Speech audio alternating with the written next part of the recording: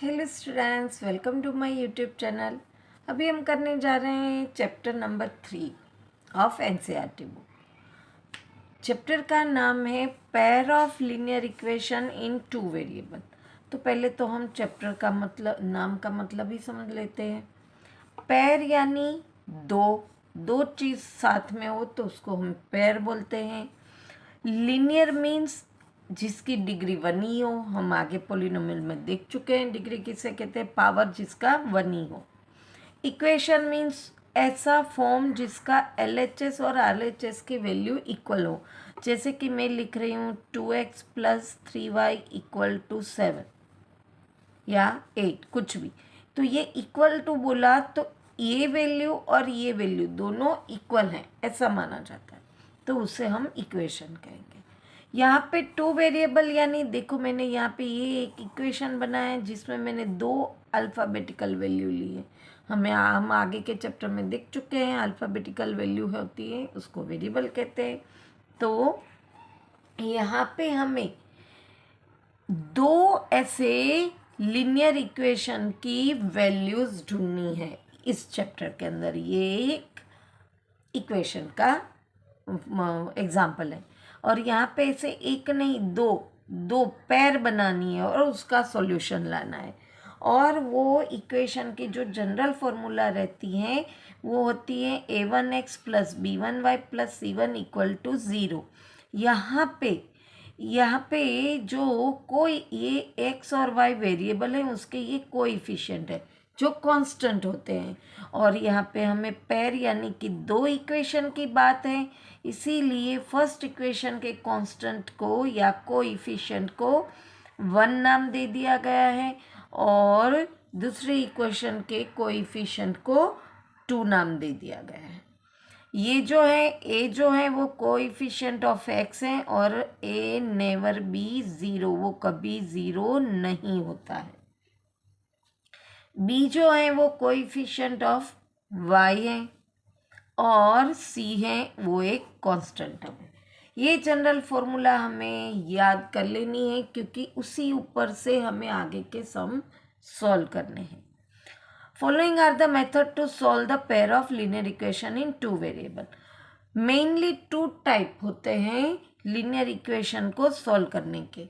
One is graphically, जिसमें हमें graph use करना पड़ता है, और सेकेंड इज algebraic.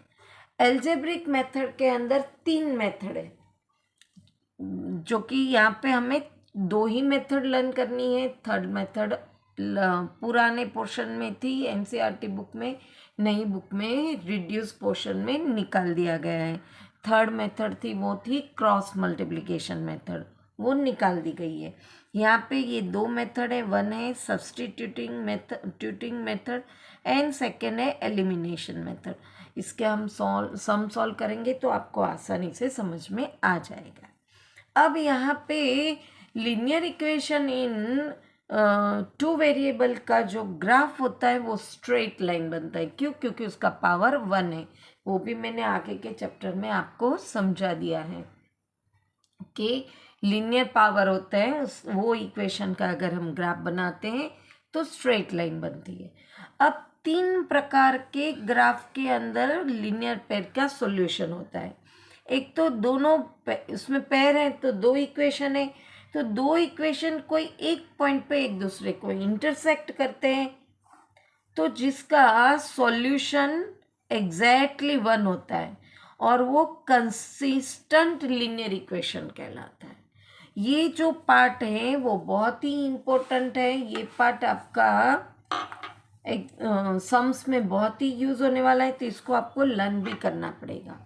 दूसरा सॉल्यूशन ये हो सकता है कि वो कोइंसिडेंट हो। कोइंसिडेंट यानी कि उसके सॉल्यूशन हो वो मैचअप होते हो, दोनों में सेम वैल्यू के सॉल्यूशन आए तो उसके इनफाइनेटली मेनी सॉल्यूशन मिलते हैं और वो भी consistent pair of linear equation कहलाते हैं, जिसके एटलीस्ट 1 या 1 से ज़्यादा दोनों इक्वेशन के सॉल्यूशन मैचअप होते हैं तो वो consistent pair of linear equation कहलाती है। और जिसके दोनों इक्वेशन में से एक भी वैल्यू मैचअप नहीं होती है तो वो inconsistent pair of linear equation कहलाती है। जैसे कि उसका अगर ग्राफ है तो दोनों पैरेलल लाइन बनेगा, और हम आगे के चैप्टर में स्टैंडर्ड में देख चुके हैं पैरेलल। इसके एक भी कॉमन सॉल्यूशन नहीं होते हैं दोनों इक्वेशन के, तो उसमें नो सॉल्यूशन कहा जाता है। ये ग्राफिकली हमें लीनियर इक्वेशन के काइंड्स का पता चला। इसको मैन्युअली बिना ग्राफ के भी हम देख सकते हैं, जिसके लिए ये टेबल भी आपको लर्न करना बहुत ज़रूरी है। अगर ये दो लीनियर इक्वेशन हैं तो उसके जो कोएफिशिएंट हैं उसकी वैल्यू अगर a1 a2 और b1 b2 की इक्वल नहीं है तो वो pair of linear equation consistent कहलाता है। और आगे हमने देख लिया था ग्राफ के अंदर कि वो इंटरसेक्ट एट वन पॉइंट होता है। अगर उसका a1 a2 equal to b1 b2 है but not equal to c1 c2 है तो वो इनकंसिस्टेंट कहलाता है। इसका में हमने आगे के ग्राफ में देखा था कि वो पैरेलल लाइन बनती है और इसका एक भी सॉल्यूशन नहीं होता है कॉमन। और अगर a1 a2 equal to b1 b2 equal to c1 c2 है तो वो कोइंसिडेंट कहलाता है। यहाँ पे मैं यहाँ लिख देती हूँ कोइंसिडेंट, आपको पता चले सिमिलर वर्ड। और वो कंसिस्टेंट होता है और उसके अंदर